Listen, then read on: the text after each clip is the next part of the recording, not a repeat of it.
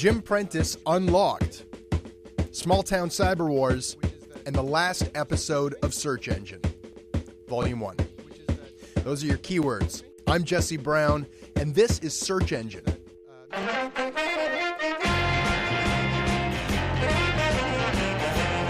got an announcement to make about the future of this program, but it's going to have to wait until later because some major news has hit. Last week, the Conservative government's long-awaited and highly controversial copyright bill was finally tabled in Parliament by Industry Minister Jim Prentice. Within hours, this was the biggest story in Canada. The front-page headline in the country's two largest newspapers, and a rallying cry for the largest online protest movement this country has ever seen. I'm going to have to head out here. At this point, I have a cabinet meeting to get off to. But let me then take just a couple more minutes of your time just to ask to move away from these scenarios and ask. There's a fear that all of these new freedoms, the time-shifting freedom and such that are afforded in this new bill, as long as there's a digital lock placed on the content, that sort of overrides any of those freedoms.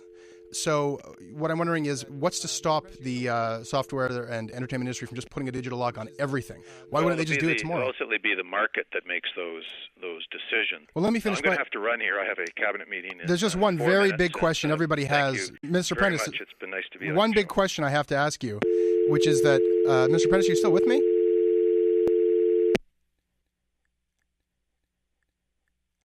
Well, for the record, the big question I was about to ask was, how will this law be enforced?